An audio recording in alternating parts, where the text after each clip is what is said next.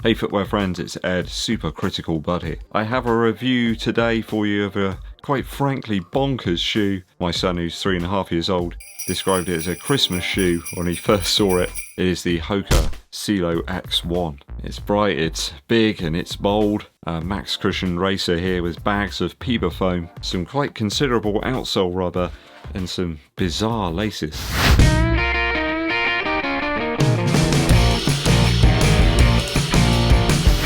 Thanks for joining me once again on the channel, it's always appreciated. Do hit that subscribe button and give this video a thumbs up like. Danke schön. Stats wise, in my UK size 11 or US size 11.5 here, this is 300 grams or 10.6 ounces. That makes the shoe about the same weight as the ADIDAS PRIMEX strung. I think that was about 306 grams. Or 10.8 ounces, so it's a tiny bit lighter. Though we don't have quite the stack in the midsole as we did in the Adidas shoe. I think there's about 55mm of stack in that one. In the CIELO X1, I'm measuring quite different results from that. Now, what HOKA have done here is quite unique. There's a considerable bevel here in the heel. I think that's actually confusing people when they're trying to actually measure the stack height. They've really pushed the rocker to the maximum there, and I think it's making it a bit tough to actually measure it. I'm getting about 48mm of stack height in the heel. That's measuring it using the guidelines from World Athletics anyway. I would normally see about 4 or 5mm on top of the sample size, so that would make it about 45 maybe, so we're getting quite a bit above the sample size this time round, and more than I would typically see in my size anyway. I'm getting about an 8mm drop in this shoe, and I think on the website they're stating it's a 7mm, so I'm in the ballpark. I've got about 12.1cm here of width in the forefoot and about 9.1cm in width at the heel. The heel is much wider than the Adidas model, so if that was a bit of a problem in terms of stability for you, then yeah, already the HOKA's got the number on that one. I think they're just trying to provide a more stable ride than you'd expect in the PRIMEX, certainly if you're a heel striker. Interesting short A durometer softness readings here. There appears to be 2 different midsole foams. The top section I'm reading about 22, which is really soft.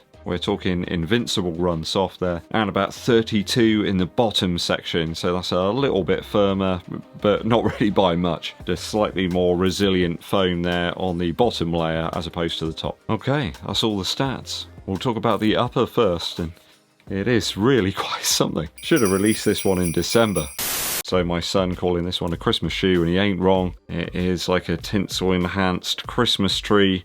There's even a red insole, and these shiny sections on the eyelets here as reinforcement. It's made up of like a knit material really, a bit like a Christmas jumper as well. Really doesn't have too much stretch in it at all. I haven't found there's too much give over my initial miles in the shoe. It's somewhere between the Flyknit that they used to use on the Vaporfly 4% Flyknit and maybe something in the alphafly 2. Certainly in the tongue here, that is totally that sort of very stretchy Flyknit material.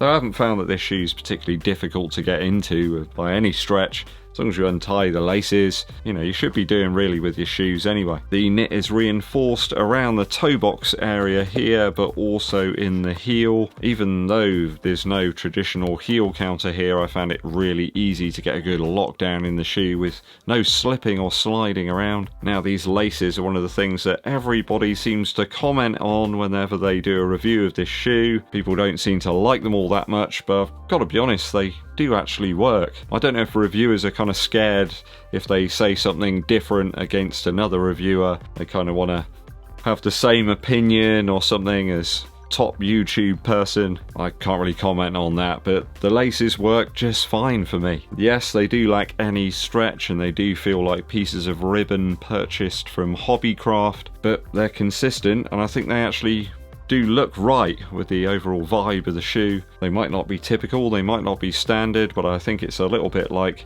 you know, we don't do discs, we don't like change. I think they've opted for these flatter, wider laces to distribute the lace pressure a little bit more over the top of the foot. And I do like the fact that they don't stretch at all actually, because you can kind of dial the tension in and it just stays like that and doesn't change. They do feel a bit strange to tie. I've used a double knot with those and then stored the laces underneath the pull tab here, but that just seemed to work fine for me. I can see why they've put them in there, I see why they've chosen them. I don't think it's all that crazy. I've not experienced any sort of pressure anywhere on the shoe. It's in fact been one of the most comfortable shoes to run in for a long time. Typically with Hoka I go for an 11.5 UK. This time I've gone for an 11 and they're spot on, so I'm really glad that I didn't go a half size up.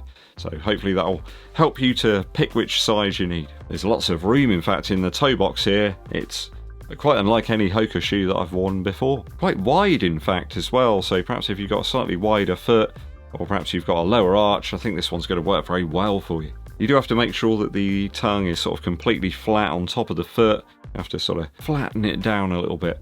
Just imagine you're making your bed.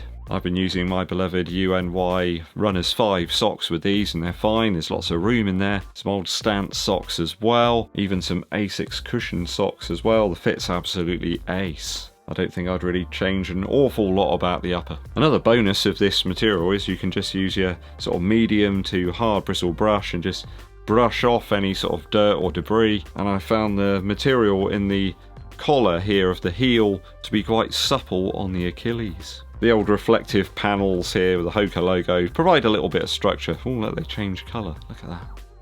Wow.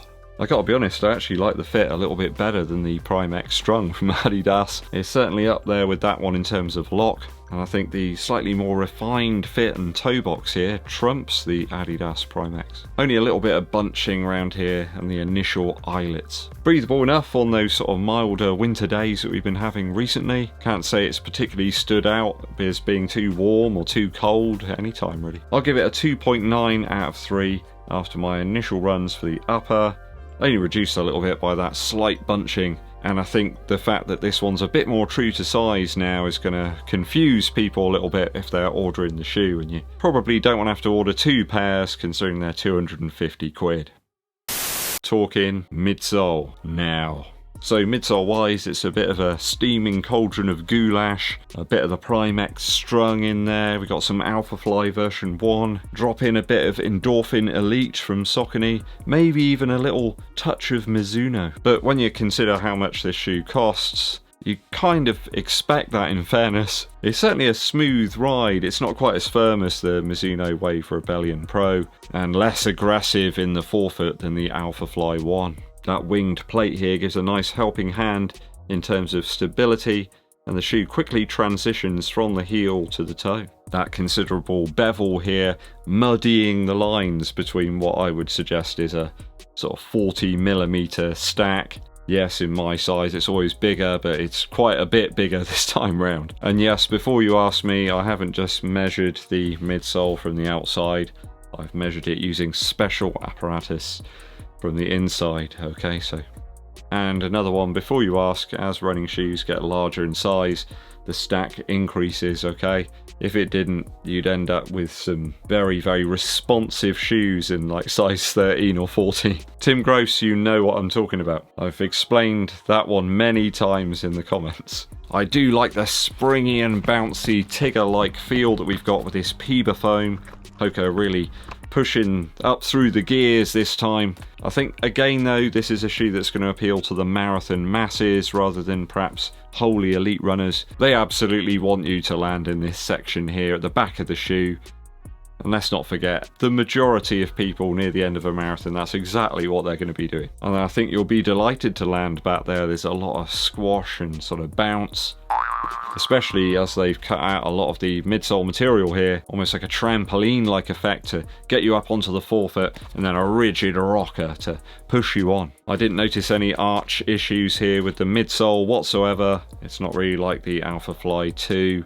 That was very sort of prominent really in the arch. Over race paces, I think this one fared up really well. I even tried it at some 400-meter repeats into some wind, and I was hitting some great paces without really trying all that hard. It's really up for it as well on the toe off. You can really sort of feel yourself being pushed forward. Again, it's one of those fun to run in shoes that makes you want to go out there. Been using it mainly on road and pavements, and the underfoot feels dynamic, and it certainly lessens fatigue. I think the two foams that we've got here in the midsole midsole work really well together. It's another of those combo shoes. Some things just work really well, don't they? Though regardless of pace, really, it's just a really fun shoe to get out there and run around in. Any pace for me, it just feels really pleasant. That's a hallmark of a top shoe. So I was hitting 5k pace on some of those reps, done some half marathon effort and marathon effort too. It's certainly a heart rate lowering sort of shoe, very like the alphafly and Primex do for me.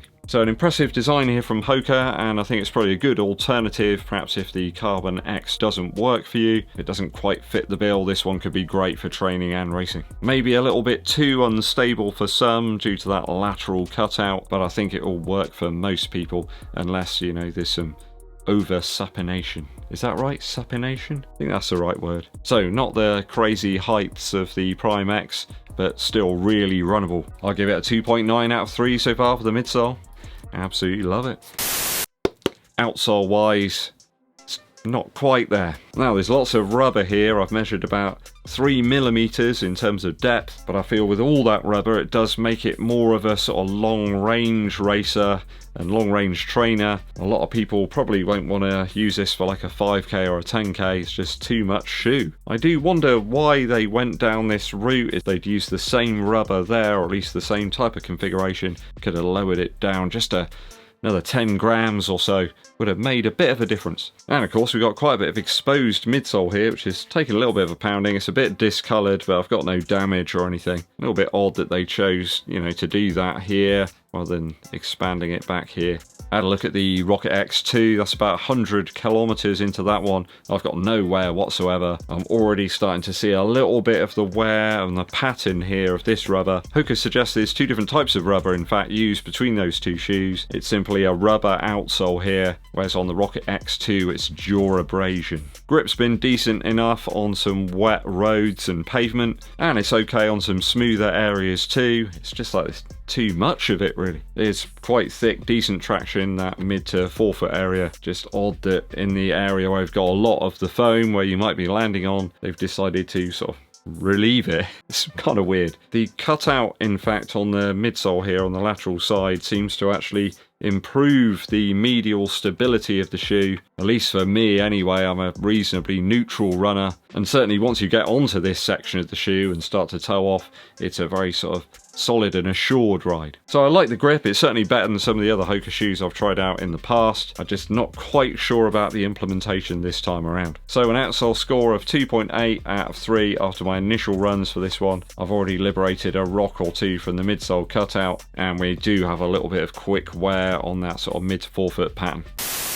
Value now. This shoe is 250 quid. That makes it, you know, one of the most expensive super shoes out there. It's putting it up there in Primex category, and you know, you got to be a good shoe to be up there. That's a shoe I've loved. I've used it like to 150 miles. I still keep grabbing it and sort of unretiring it. Similar vibes here, though I think HOKA have very deliberately kept this one to a supposed 40mm heel stack in the sample size. And I think perhaps there's a little bit more versatility in terms of this one over the Primex drum. I was glad to find a 15% discount code to get these. I did think twice, or 3 or 4 times in fact, especially because I was worried about sizing on this one, and I'm really glad I went down a half size from my normal HOKA size. So you got the same sort of weight as something like the Boston 12 here. Now I know that's a race shoe and a trainer for some people. I think that's pretty much where this one falls for me. I do think though with that price at retail it's a hard sell. If you're a fan of like the Vaporfly or the Alphafly, I think it's closer to the Wave Rebellion Pro from Mizuno, but that one's coming in quite low now. I think you can pick those up for like 140 or 150 pounds. Even the new one, the V2, is like 200, so there we go. I think if you're after a massive midsole to use in your training, you'll probably go for the Super Blast from Asics. Is this better for me over the Rocket X2? Yes, I think it is actually. Despite the fact that that shoe is lighter, I feel this one's a little bit more nimble. It just works better for me. I like the slightly higher drop in the midsole. I think this one's trying to appeal to a new market of runners, people that don't really want the super light and very squashy kind of heel. It's perhaps a little bit firmer here in the heel. I think it's more of a guided, very smooth kind of option. But yeah, it's still 250 quid, so look around and find a discount. Sportshoes.com normally have some type of discount on HOKAs. 15% if you keep your eyes open. After my initial miles, I'll give this one a 2.7 out of 3 for value. I think it's well built and it's certainly a fun shoe to run in. So if you want a bit less stack, but something that's still got the same vibe as the Primex, then you know what to do. It's just not quite there in terms of the outsole here. I think they can improve that. Still a superb shoe, and I absolutely love the colorway. Just wish it was Christmas again. Wish it could be Christmas every day. It's certainly HOKA's version of the Primex. If I total the scores up correctly, that gives us 11.3 out of 12 after my initial runs for the HOKA CIELO X1.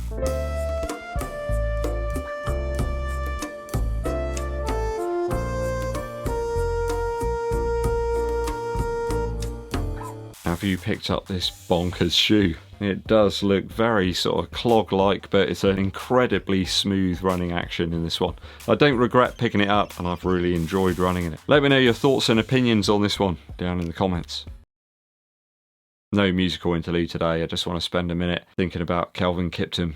Sadly taken from us way too early. I woke up about 5 o'clock this morning and went on my phone. It was the first thing I saw, and it just blew my mind, really. 24 years old, and only just as well. I think it was his birthday in December. We've lost, like, you know, one of the legends already of running. Break the marathon record like that. He's produced some incredible times. He just ran almost like a kid as well. Whenever he was running, he just looked like it was this sort of young boy almost running out there, enjoying himself, pushing himself to the limit there. And what could he have achieved, you know, in the future? Reminds me a little bit of something like Buddy Holly, who was just taken too soon. And it's the same for this man. Thoughts go to his family at this really difficult time. Thanks for tuning in, people. I do appreciate it. Hit that subscribe button and give this video a thumbs up like. My name's EDDBUD, and I'll be seeing you